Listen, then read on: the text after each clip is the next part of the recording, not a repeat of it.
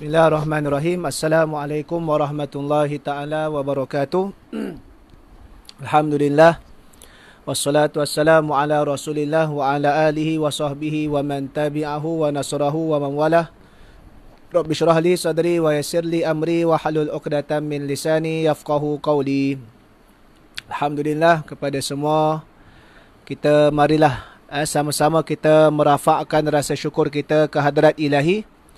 Dengan izin dan limpahan kurniaannya, kita masih lagi diberikan nikmat iman dan Islam dan masih lagi dipimpin dengan hidayahnya.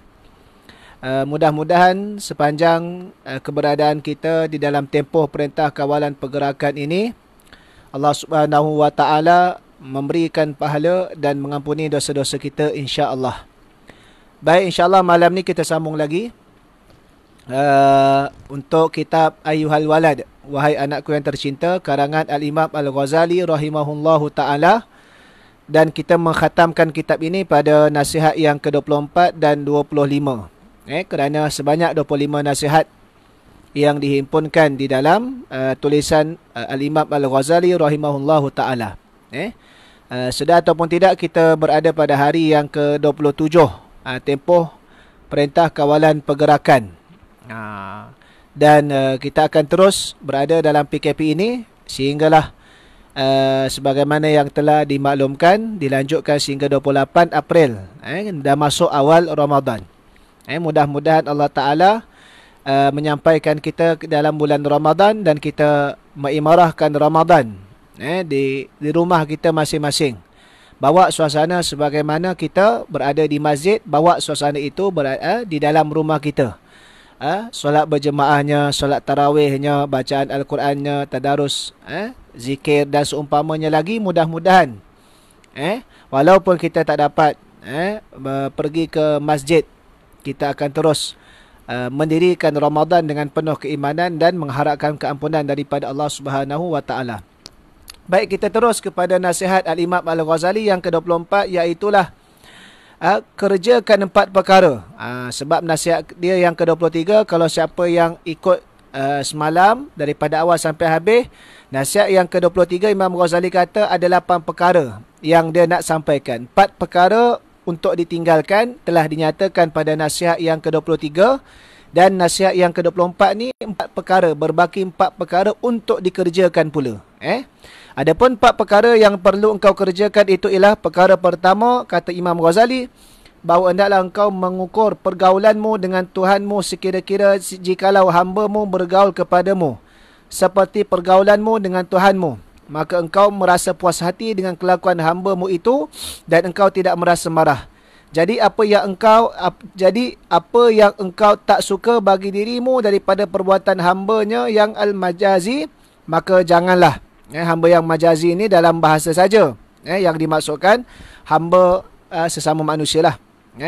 Maka janganlah engkau melakukannya terhadap Tuhanmu, kerana Tuhanmu adalah Tuhanmu yang sebenar. Jadi nak tahu kedudukan kita di sisi Allah Subhanahu wa taala, untuk kita muhasabah diri kita, Imam Ghazali kata kalau ada hamba, kita boleh tengok bagaimana kelakuan hamba tadi tu. Tak, kalau hamba tu kita panggil dia tak dengar saja, kita panggil 10 kali 11 kali baru datang, agak-agak kita puas hati tak dengan kelakuan seorang hamba tersebut? Kita mesti rasa tak puas hati. Kita suruh buat A, dia buat B, agak-agak kita boleh gembira tak dengan kelakuan dia? Kita suruh dia tinggalkan suatu perkara, dia tetap buat juga, agak-agak kita marah ke? Kita reda dengan dia, kita marah. Maka begitulah kita nak mengukur kedudukan kita di sisi Allah Subhanahu wa taala. Tuhan panggil kita, kita buat dono ke kita sahut terus? Kan? Tuhan perintahkan kita laksanakan sesuatu, sama ada kita patuh ataupun kita lawan.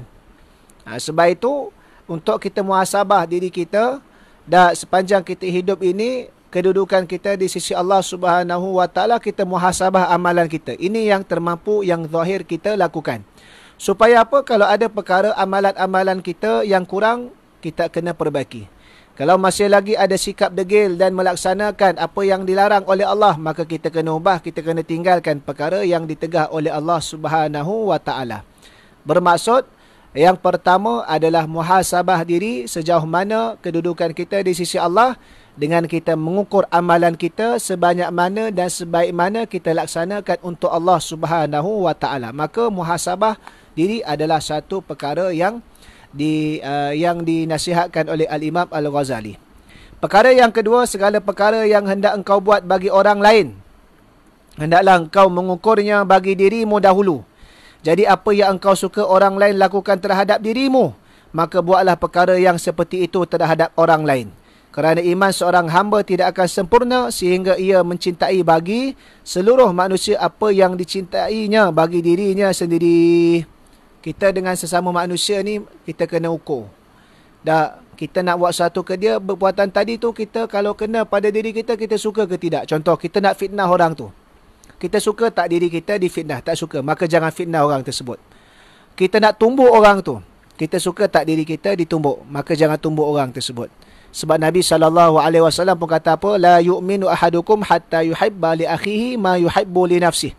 Tak sempurna iman seorang kamu sehinggalah kamu mengasihi saudara kamu sebagaimana kamu mengasihi akan diri kamu.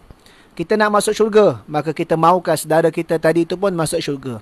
Kita tak nak diri kita dibakar dan diazab oleh api neraka. Begitu juga kita tak nak saudara se-Islam kita tadi itu diazab, dibakar oleh api neraka. Maka kita nasihat dia. Jadi kalau kita nak buat sesuatu pada manusia, kita fikirkan tindakan tadi tu kalau dibuat ke atas kita, kita suka ataupun tidak. Kalau kita suka dan perkara tadi tak bercanggah syariat, kita buat. Tapi kalau perkara tadi tu tak suka, maka kita kena tinggal. Maka itu cara kita nak bermuamalat dengan manusia. Jangan hanya kita memikirkan kepentingan diri kita sendiri sahaja, kerana itu bukanlah ajaran di dalam Islam. Ajaran dalam Islam tak sempurna iman, melainkan sehingga kita kasih diri seseorang itu sebagaimana kita kasih diri kita sendiri. Perkara yang ketiga, apabila engkau belajar suatu ilmu atau engkau mentelaah sayugianya bahawa ilmu yang engkau pelajari itu akan memperbaiki hatimu dan membersihkan jiwamu. Semakin belajar, semakin hati kita bersih. Tak kisahlah ilmu apa pun, memperingatkan kita kepada Allah. Seperti halnya jikalau engkau mengetahui bahawa umurmu hanya tinggal 1 minggu sahaja lagi, maka sudah pasti engkau tidak akan sibukkan dengan ilmu fiqah, yakni yang dimasukkan ilmu yang khilaf dalam mazhab. Bukan maksud tak boleh belajar fiqah. Maksud Imam Ghazali ni maksud ilmu yang akhir sekali hanya berdebat semata-mata, amalan tak pergi mana pun. Sebagaimana yang telah kita bincang pada awal-awal, kita belajar untuk beramal, bukan belajar nak berdebat semata-mata. Kadang-kadang orang ni suka berdebat, benda bukan nak amal pun. Contoh, dia tanya, Ustaz, boleh tak saya nak telanjang di hadapan lembu? Lembu kan bukan mukallaf, dia nak beramal ke untuk telanjang depan lembu? Walaupun ada jawapan dia, tak berdosa, kerana lembu tu bukan mukallaf. Adapun aurat itu haram ditunjukkan kepada seorang yang mukallaf yang bukan mahram dia. Maka apa maksud pertanyaan dia tadi? Adakah dia nak beramal untuk dia telanjang di hadapan lembu? Tak. Maka persoalan tadi pun hanya membazir masa. Sebab itu Imam Ghazali dah pesan daripada awal. Jadi jangan belajar kalau kita tahu kita nak mati minggu depan dah. Adakah kita akan sibukkan dengan perkara-perkara yang cabang, perkara-perkara yang kita panggil terlalu dalam, yang tidak kita panggil menyebabkan kurangnya atau bertambahnya iman kita? Dan akhlak, maksudnya dari sudut kita panggil, kita sibukkan dari sudut teori-teori akhlak saja. Adapun dari sudut nak praktikkan akhlak tadi tidak. Baik. Dan ilmu usul dan ilmu kalam dan seumpamanya, kerana engkau tahu segala ilmu yang aku sebutkan tadi tidak memberi faedah kepadamu. Maksud kata dari sudut perbahasan zahir yang kalau kita tak pandai urus, kita hanya bertelingkah berkenaan dengan istilah, bertelingkah berkenaan dengan perkara-perkara furuk. Contoh, kalau dalam masalah khilaf mazhab, kunut subuh, dok bahas kunut subuh tak subuh, kunut subuh tak subuh. Itu khilaf yang mana mazhab Syafi'i yang telah mengamalkan dengan dalil untuk sunat kunut setiap kali subuh. Maka amalah, tak ada masalah. Yang orang lain bermazhabkan yang lain, bukan Syafi'i, yang tidak ada pada mazhabnya menyatakan sunat untuk kunut pada subuh, maka tak perlu kunut. Yang lebih utama adalah bagaimana nak bangkitkan orang sembahyang subuh. Dah bangkit sembahyang subuh, bagaimana nak bagi dia bangkit sebelum subuh supaya dia qiyamul lail pula. Maka ini adalah yang sepakat, yang perkara yang lebih asas. Jadi fikirkan, kalau kita tinggal seminggu, banyak perkara yang kita boleh bincang, perkara yang kita boleh nak kejar, kita pasti akan fikir perkara yang asas. yang menyelamatkan, yang betul-betul memberikan manfaat yang faedah besar kepada kita. Dalam keadaan ini sudah tentu engkau hanya akan sibuk dengan martabat muraqabah hatimu. Kita hanya perhatikan bagaimana jiwa kita, niat kita, adakah hubungan kita dengan Allah dah perbaiki ke belum, apa lagi yang kurang. Mempelajari sifat-sifat kejernihan jiwamu dan berpaling daripada urusan keduniaan. Dan engkau akan sibuk pula mengisi hatimu dengan cinta akan Allah Ta'ala dan beribadah kepadanya dan memakaikan diri dengan sifat-sifat yang baik.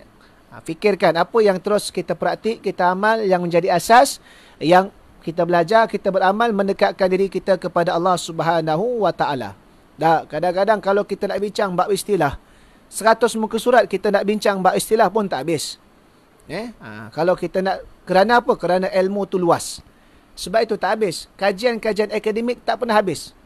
Nak bincang berkenaan dengan selai daun di pokok, boleh jadi sampai 1000 kajian. Dari sudut kita panggil timbangan dia, boleh kaji. Dari sudut kita panggil perubahan warna dia, boleh kaji. Dari sudut dia punya jenis tumbuhan yang hidup pada perbezaan iklim, geografi yang berbeza. Dari sudut kita panggil perubatan. Dari sudut kita panggil macam-macam lagi lah. Sebab itu kajian tak pernah habis. Sebab itu kalau dalam kajian akademik, dia akan letakkan di belakang dia kajian, cadangan kajian masa hadapan. Kerana apa? Tidak mungkin, bahkan mustahil bagi satu kajian dia sempurna. Yang sempurna hanya Quran saja. Sebab itu Imam Ghazali pernah sebut dalam kitab The Minhajul Abidin pada awal. Ada beberapa sarjana Islam, ulama-ulama sezaman dengan dia, yang turut mengkritik ilmiah. Mengkritik ilmiah. Kenapa saya sebut kritik ilmiah? Kerana orang zaman sekarang kadang-kadang kritik secara emosi. Ni kritik ilmiah berkenaan dengan beberapa status hadis di dalam kitab Ihya Ulumuddin. Imam Ghazali jawab di awal-awal kitab Minhajul Abidin, semua tulisan manusia boleh dikritik dengan ilmiah, melainkan kitab Allah saja tak boleh kritik. Betapa jiwa besar Imam Ghazali. Betapa jiwa besar Imam Ghazali. Itu menunjukkan bahawasanya ilmu Allah itu luas. Sebab itu dia bincang-bincang. Tapi dari sudut kegunaan, maka di situ ada fardu ain, ada perkara asas, ada perkara yang kita panggil yang menjadi tuntutan semasa. Maka itu yang diperhatikan. Kalaulah masa kita tak banyak. Dan masa kita tak banyak, kerana kita tak tahu mati kita bila, maka pastikan ilmu yang bermanfaat, yang memimpin kita, mendekatkan kita kepada Allah, memberikan manfaat kepada manusia dengan kita melaksanakan segala titah perintah Allah Subhanahu Wa Ta'ala, bukan yang tidak berkesudahan. Contoh macam tahun lepas ada polemik, tiba-tiba dimainkan istilah ataupun perbahasan politik bukan daripada usul akidah. Tak perlu bahas dah politik ni usul akidah ke tidak, dah jelas. Perkara yang lebih penting adalah bagaimana nak berpolitik mengikut perintah Allah. Kerana orang sekarang ada yang berpolitik tak kisah dosa pahala, buat fitnah, buat polemik, buat propaganda. Masih lagi nak bahas politik tu bukan usul daripada akidah, tak payah bincang. Yang perlu kita bincang adalah bagaimana berpolitik cara menurut perintah Allah. Jadi mana-mana parti politik yang tidak ikut perintah Allah, maka tertolak politik dia tersebut. Politik fitnah, politik dendam, politik iri hati, politik hasad, maka perkara ini bukan politik dalam Islam. Sebab itu dalam kita sibuk berhadapan dengan COVID-19, masih ada lagi pimpinan-pimpinan Pakatan Harapan tak sibuk-sibuk, tak habis-habis sibuk berkenaan dengan fitnah, propaganda, polemik. Ni tak habis lantikan GLC lah. Sebelum daripada tu negara ni lambat lah. Padahal dunia puji akan cara kerja Malaysia menguruskan dan menangani COVID-19. Ni kita panggil kerana politik apa? Politik yang tak fikir dosa pahala. Itu perkara yang lebih utama nak kita kehadapankan. Boleh baca lagi dalam tulisan saya Islam dan Politik. Bagaimana politik tadi itu juga untuk kita menyempurnakan tuntutan akidah kita. Jadi itu perkara, cek mana perbahasan. Ni bukan nak banyak cakap, bukan nak bebel semata-mata. Tapi ilmu yang memimpin kita untuk kita laksanakan tanggungjawab kita sebagai hamba kepada Allah. Wahai anakku yang tercinta, dengarlah nasihatku ini baik-baik dan fikirkanlah isinya. Semoga engkau kelak mendapat keselamatannya. Dan cubalah engkau fikirkan seandainya engkau telah diberitahu bahawa Sultan telah diberitahu bahawa Sultan yakni pemerintah 1 minggu lagi akan memilih engkau sebagai menteri besar, maka apakah kiranya yang akan engkau buat selama 1 minggu itu? Datang pemerintah tinggi, aku nak lantik kamu jadi menteri besar ni. Ataupun jawatan posisi penting, sekian. Maka tinggal seminggu apa kita buat? Sudah pasti kita akan fikirkan apa keperluan, apa kelengkapan yang menuju ke arah tersebut. Mungkin dari sudut persiapan pakaian dia, persiapan kemahiran ilmu, kemahiran yang berkaitan persiapan dari sudut menyusun jentera untuk membantu. Maka kita tak ada masa dah nak fikir hal yang tak ada berkaitan dengan tersebut. Ketahuilah sesungguhnya engkau dalam masa 1 minggu itu sudah pasti tidak akan mengerjakan suatu kecuali perkara yang engkau sangkakan sultan akan melihat dan memperhatikannya, sama ada pakaian, tubuh badan, rumah, hamparan dan seumpamanya. Maka sekarang cuba engkau fikirkan baik-baik apa yang telah aku katakan tadi, kerana engkau adalah seorang yang cepat faham dan perkataan yang sedikit sudah mencukupi bagi orang yang bijak. Rasulullah sallallahu alaihi wasallam bersabda, "Innallaha la yanzuru ila suwarikum wala ila a'malikum walakin yanzuru ila qulubikum wa niyatikum." Artinya, sesungguhnya Allah Taala tidak memandang kepada rupa tubuhmu dan bukan pula zahir amalanmu, tetapi ia memandang kepada hati dan niatmu. Sebagai penentu kepada suatu amalan kita tadi itu diterima oleh Allah SWT ataupun tidak. Maka itu yang menjadi keutamaan. Dan jika engkau mahu memperdalami hal-hal yang berkenaan dengan hati, maka hendaklah engkau merujuk kepada kitab Ihya Ulumuddin dan yang lainnya daripada kitab-kitab karanganku. Ini cadangan Imam Ghazali.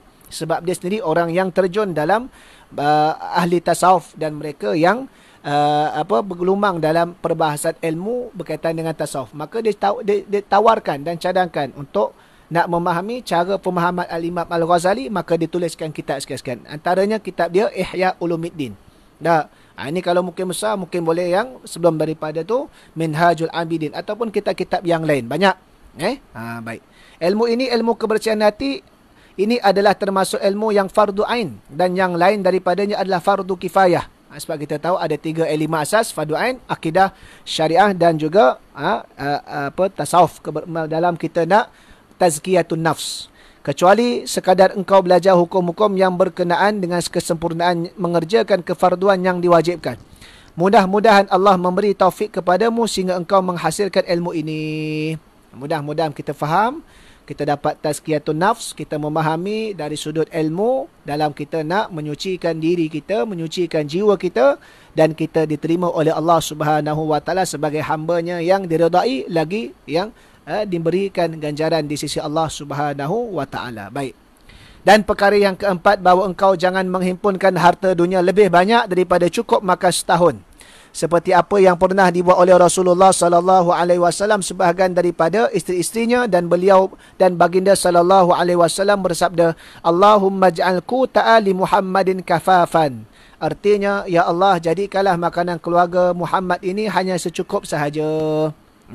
Dan Nabi SAW tidak mempersiapkan makanan cukup setahun ini bagi kesemua isterinya, tetapi hanya bagi mereka yang lemah imannya sahaja. Adapun isterinya yang kuat iman, maka Nabi SAW hanya mempersiapkan baginya makanan untuk sehari setengah sahaja. Maka ambil dari sudut kita panggil yang keempat tadi itu, jangan sampai kita hanyut dengan kemewahan atau lebihan harta yang boleh mengakibatkan kita jauh daripada agama Allah Subhanahu wa taala. Namun kalau harta itu menjadi wasilah untuk kita menambahkan pahala, lagi banyak harta maka lagi banyak kita sedekah.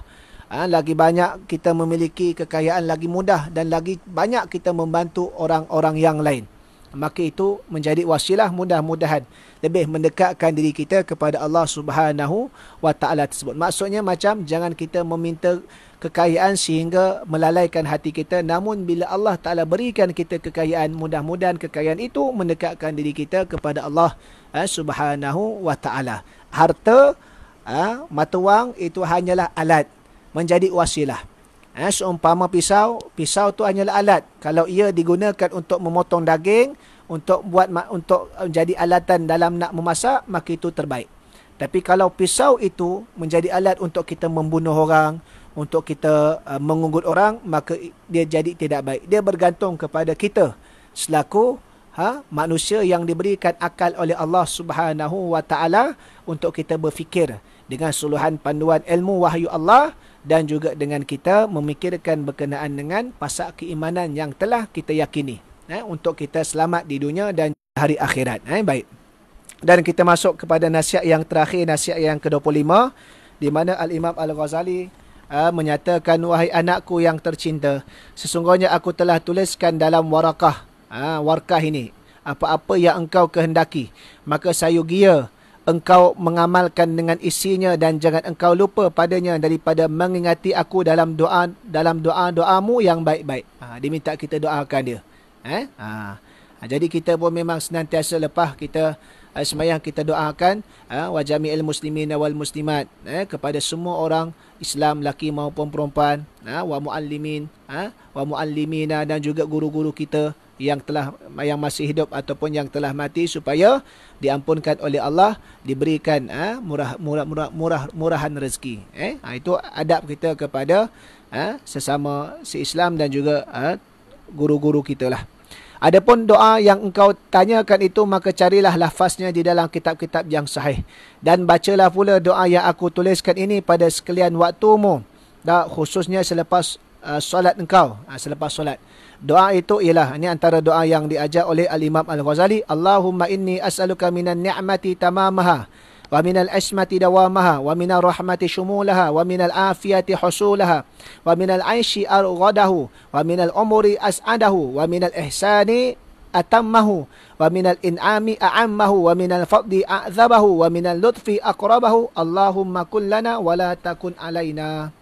Itu doa Imam Ghazali yang ajarkan. Maksudnya apa? Ya Allah, aku memohon akan engkau daripada nikmat itu yang paling sempurna, dan daripada peliharaan itu yang paling kekal, dan daripada rahmat itu yang paling menyeluruh, dan daripada afiat itu yang paling berhasil, dan daripada kehidupan itu yang paling senang, dan daripada umur itu yang paling bahagia, dan daripada ihsanmu itu yang paling sempurna, dan daripada nikmatmu itu yang paling menyeluruh, dan daripada kelebihanmu itu yang paling sedap, dan daripada lemah lembut itu yang paling dekat.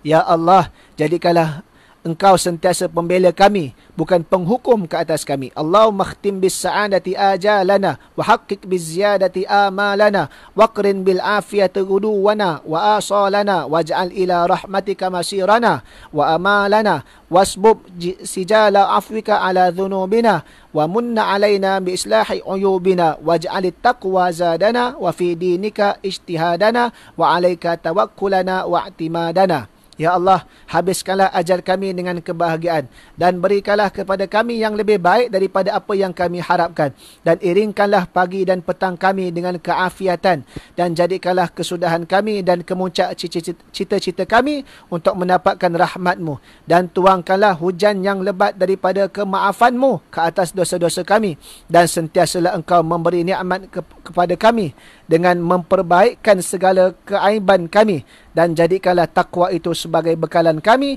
dan jadikanlah pula kesungguhan kami dalam memperjuangkan agama-Mu, dan jadikanlah tawakal dan pegangan kami hanya dengan Kau. Lagi doa dia, Allahumma thabbitna ala nahjil istiqamah, wa'idhna fid dunya min mujibatin nadamati yawmal qiyamah, wa khaffif anna thiqlal awzar, warzuq lana 'ishatal abrar, waqfina wasrif anna syarral ashrar, wa'tiq riqabana wa riqaba abaina wa ummahatina wa ikhwanina wa akhawatina minan nar, birahmatika ya aziz ya ghaffar ya karim ya sattar ya alim ya jabbar ya Allah ya Allah ya Allah, birahmatika ya arhamar rahimin, wa ya awwalal awwalin wa ya akhiral akhirin, wa ya dzal quwwatil matin, wa ya rahimal masakin, wa ya arhamar rahimin, la ilaha illa anta subhanaka inni kuntu minadh dhalimin. Wa sallallahu ala sayyidina Muhammad wa ala alihi wa sahbihi ajma'in, walhamdulillahi rabbil alamin. Maksudnya, ya Allah, tetapkanlah kami berada di atas jalan istiqamah, dan lindungilah kami di dunia dan daripada mengerjakan. Lindungilah kami di dunia ini daripada mengerjakan perkara-perkara yang mengakibatkan penyesalan kami di hari kiamat nanti. Dan ringankanlah bebanan dosa-dosa kami, dan kurniakanlah kepada kami kehidupan hamba-hamba-Mu yang baik-baik, dan jauhkan daripada kami segala kejahatan orang-orang yang jahat. Dan juga lepaskanlah leher kami dan leher ibu bapa kami dan seluruh saudara kami yang laki-laki dan perempuan daripada belenggu api neraka. Semuanya itu dengan berkat rahmat-Mu, wahai Tuhanku yang maha mulia dan maha mengampuni, dan Maha Pemurah lagi menutupi keaiban kami. Wahai Tuhan yang mengetahui dan Maha Perkasa, Ya Allah, Ya Allah, Ya Allah, dengan rahmat-Mu. Wahai Tuhan yang lebih pengasih daripada segala pengasih. Wahai Tuhan yang dahulu daripada segala yang terdahulu. Wahai Tuhan yang kemudian daripada segala yang kemudian. Wahai Tuhan yang mempunyai kekuatan yang sangat kukuh. Wahai Tuhan yang sangat mengasihi orang-orang yang miskin. Dan Tuhan yang terlebih kasih sayang daripada segala orang yang kasih sayang. Tidak ada Tuhan yang layak disembah selain Engkau. Maha suci Engkau. Sesungguhnya aku ini termasuk di kalangan orang-orang yang menzalimi dirinya sendiri. Dan kemudian itu adalah penutup doa yang dituliskan, diajarkan oleh Al-Imam Al-Ghazali rahimahullahu ta'ala. Segala isi dan intipati kandungan doa tadi jelas kepada kita, memohon kepada Allah supaya diampunkan dosa-dosa kita, ditutupkan keaiban kita, diselamatkan kita daripada penyesalan di dunia apatah lagi di akhirat, serta mengasihani kita daripada dikenakan bebanan ataupun belenggu api neraka yang tak tertanggung untuk kita nak menanggung akan azab tersebut. Jadi itulah nasihat beliau yang ke-25 yang mana menyatakan yang diberikan oleh beliau sebelum daripada ini diminta untuk diamalkan serta didoakan sekali untuk dia untuk kebaikan atas ilmu yang telah diberikan.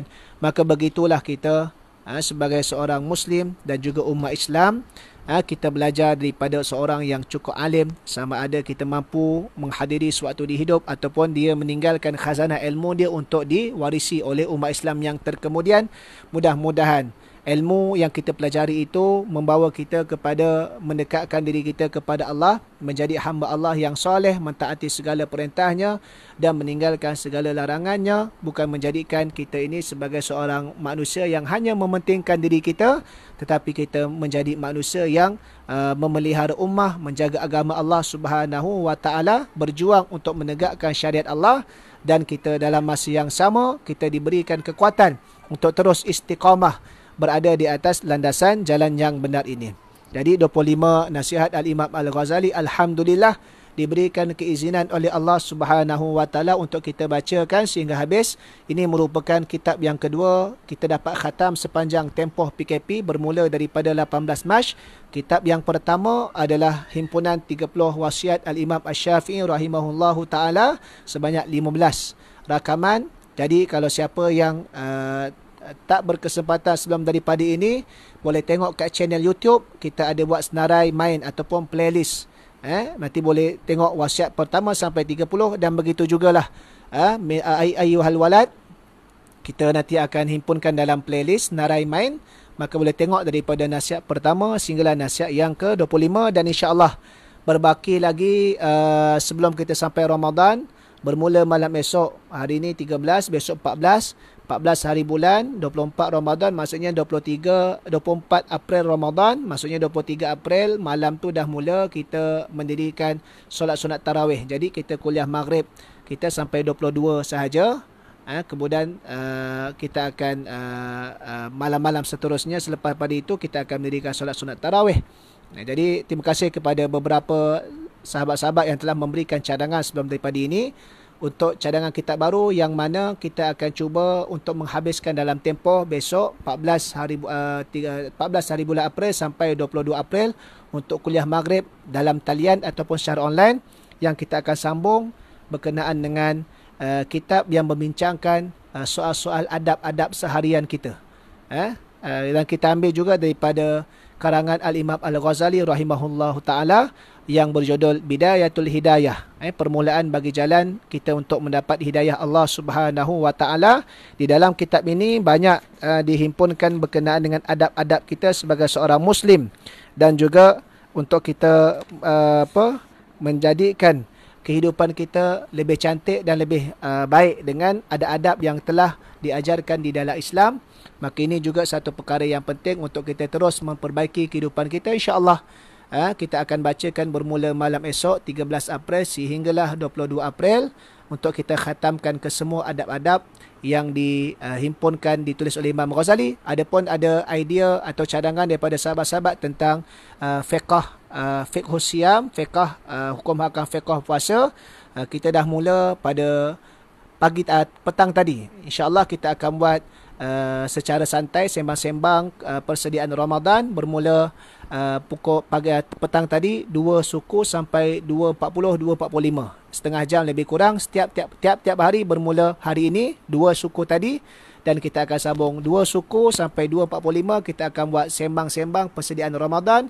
Kita akan bincang juga bab kedan, hukum hakam fiqh dan juga perkara yang berkaitan. Jadi kalau nak tengok yang siri 1 petang tadi, boleh pergi juga kat channel YouTube Zuhari Saiman siri 1. Besok kita akan pergi kepada siri 2. Sebarang persoalan-persoalan boleh nanti berkaitan dengan puasa Ramadan seumpamanya, boleh tinggalkan di ruangan komen, kita akan jawab ataupun sewaktu nanti kita bersiaran langsung. Jadi sekadar itu saja, apa yang baik itu datang daripada Allah, yang silap daripada diri saya sendiri. Untuk malam, kuliah maghrib malam, Bidayatul Hidayah, saya tunjukkan kitab yang bahasa Melayu supaya audiens yang kalau daripada kalangan orang awam mudah nak faham. Kalau daripada sahabat-sahabat yang memang pengajar Islam nak baca kitab Arab, silakan. Itu antara kepakaran tuan-tuan. Jadi kita nak meraihkan yang lain supaya kalau ada kitab Melayu kita boleh sama-sama baca, insya-Allah. Jadi esok 2 suku petang sembang-sembang persediaan Ramadan, hukum hakam puasa dan juga Ramadan. Malam bermula esok kitab Bidayatul Hidayah, insya-Allah kita akan habiskan. Jadi terima kasih banyak di atas tontonan, dan minta sama-sama untuk kita sebarkan, mudah-mudahan ada pahala untuk kita semua dan manfaat untuk umat semua. Dan minta tolong juga sekali lagi, kalau kita seorang boleh share kepada 10 orang untuk subscribe YouTube Zuhali Saiman. Jadi kalau ada banyak sikit, insya-Allah dia punya subscriber banyak, mudah-mudahan lebih mempermudahkan urusan kita untuk kita buat kuliah-kuliah secara langsung dan juga rakaman-rakaman untuk diulang siar. Assalamualaikum warahmatullahi taala wabarakatuh. Takbir.